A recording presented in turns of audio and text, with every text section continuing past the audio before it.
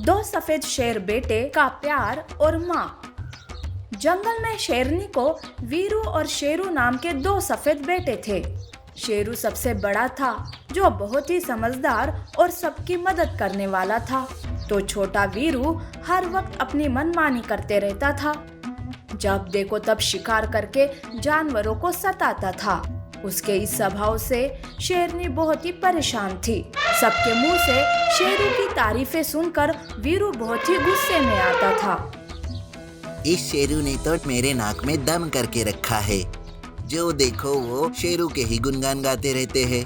माँ तो बस उससे ही प्यार करती है, उसका ही सुनते रहती है। काश ये शेरू मेरे जीवन में न रहता। वीरू के मन में शेरू के प्रति कोई प्यार नहीं था। ऐसे में एक दिन शेरू और वीरू नदी किनारे खेलते रहते हैं। उस वक्त नदी में बाढ़ आती है और उस नदी में शेरू गलती से गिर जाता है। शेरू छोटा था, इसलिए वो तैर नहीं पा रहा था। तब वो मदद के लिए चिल्लाने लगता है। वीरू भाई, मेरी मदद करो, मैं बह रहा हूँ, प्लीज मेरी मदद करो। वीरू ये देखकर अपने भाई को बचाने नहीं जाता, बल्कि मन ही मन सोचते रहता है। अरे जा, मैं नहीं आने वाला तुम्हें बचाने के लिए। इससे तो शेरू से मेरा पीछा छूट जाएगा। उसकी वजह से मेरी दाल ही नहीं गलती थी।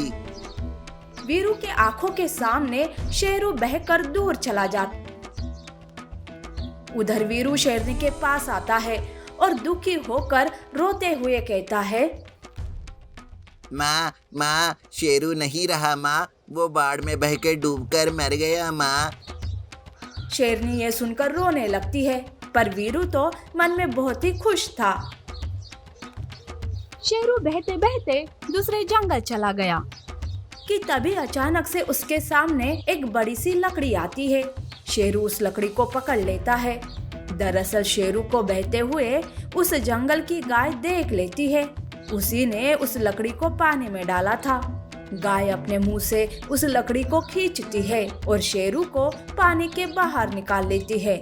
शेरू गाय का धन्यवाद करते हुए उसे सारी बात बताता है। तब गाय कहती है, बेटा घबराओ मत, मैं हूँ ना, मैं तुम्हें पाल पोस कर बड़ा करूँगी। आज से तुम मेरे साथ रहना, मेरा बेटा बनकर।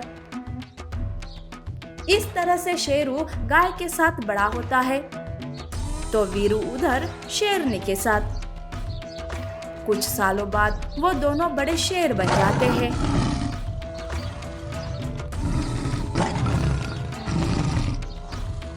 शेरू के जंगल में एक पैंथर रहता था, जो मासूम जानवरों का शिकार करते रहता और बेरहमी से उन्हें मार देता था। उसका आतंक जंगल में फैला हुआ था। तब शेरू उस पैंथर से लड़ाई करके जानवरों को बचाता रहता। उधर वीरू और शेरनी जंगल में घूम रहे थे। तब वहाँ एक चील आता है और कहता है, क्षमा कीजिए शेरनी जी, क्या ये आपका बच्चा है? मैं आप पर शक नहीं करना चाहता, पर इसके जैसा हूबहू सफेद शेर मैंने दूसरे जंगल में देखा है। चील ऐसा कहकर वहाँ से चला जाता है। शेरनी वीरू से कहती है, वीरू, तुमने तो कहा था कि शेरू पानी में डूबकर मर गया था, पर ये मैं क्या सुन रही हूँ? चील जो कह रहा है वो क्या सच है? लगता है तुमने सालों पहले मुझसे झूठ कहा था, है ना? शेरनी की ऐसी बातों से वीरू डर जाता है। उसे लगता है कि उसका भांडा फूट जाएगा। तब वो अपने दोस्त लकड़बग्गे को माँ को समझाने के लिए भेजता है। तब लकड़बग्गा शेरनी से कहता है, नमस्ते आंटी जी, आप उस चील की बातों में मत आइए। उस दूसरे शेर को मैं जानता हूँ। वो बहुत ही खूंखार और बेरहम शेर है। उसकी वजह से सारे जानवर परेशान हैं। वो हमारा शेरू नहीं है। वो एक खतरनाक शेर है। मेरा शेरू तो ऐसा नहीं था। वो तो सबकी मदद करते रहता था। अगर ये सच है तो वो सच में हमारा शेरू नहीं हो सकता, और मुझे उस शेर से मिलना भी नहीं है। माँ के मुंह से ये बातें सुनकर वीरू बहुत ही खुश हो जाता है और चैन की सांस लेता है। उधर पैंथर सोचते रहता है। अरे, इस शेरू ने तो मेरा जीना हराम कर दिया है। अब तो ये जंगल छोड़कर जाना ही बेहतर है। पैंथर शेरू का जंगल छोड़कर वीरू के जंगल आता है। पैंथर उस जंगल में भी अपना आतंक फैलाता है। जब ये बात शेरनी को पता चलती है तो वो वीरू को पैंथर को मारने भेजती है। वीरू और पैंथर की लड़ाई शुरू रहती है। तब पैंथर वीरू को ही घायल कर देता है। तब चील इस बात की खबर देने शेरू के पास जाता है। अरे शेरू, वो पैंथर दूसरे जंगल में जाकर वहां आतंक फैला रहा है और उस जंगल में शेर को घायल भी कर दिया है। वो शेर हूबहू तुम्हारे जैसे दिखता है।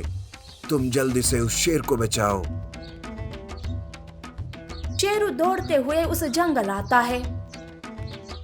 पैंथर वीरू को मारने ही वाला था कि शेरू आकर उसे बचा लेता है। वीरू को घायल देखकर शेरू पैंथर को खूब मारता है। पैंथर मरते वक्त कहता है, अरे शेरू, मैं तुम्हारे डर के कारण इस जंगल आया था, पर तुमने यहाँ भी मेरा पीछा नहीं छोड़ा। आखिरकार तुमने मार ही दिया मुझे। ऐसा कहकर वो पैंथर मर जाता है। पर ये बात शेरनी सुन लेती है। उसे सारी बात समझने में देर नहीं लगती। वो गुस्से से वीरू को देखती है। तब वीरू अपनी सारी सच्चाई बताता है और माफी मांगने लगता है। देखो बेटा शेरू, वीरू की गलती बहुत ही बड़ी है, पर उसे माफ कर दो बेटा। वो तुम्हारा छोटा भाई है। अरे इसने तो आज तक मुझे भी अंधेरे में रखा था कि तुम मर गए हो, पर मैं एक माँ हूँ। मैं अपने बेटे से कैसे दूर रह सकती हूँ। बेटा तुम इसे माफ कर दो। मैं चाहती हूँ कि अब मेरा सारा वक्त तुम दोनों के साथ बीते। शेरू माँ के लिए वीरू को माफ कर देता है और अब वो सारे खुशी खुशी रहने लगते हैं। ऐसी और अमेजिंग कहानियों के लिए हमारे चैनल को लाइक और सब्सक्राइब करना ना भूलें। शुक्रिया।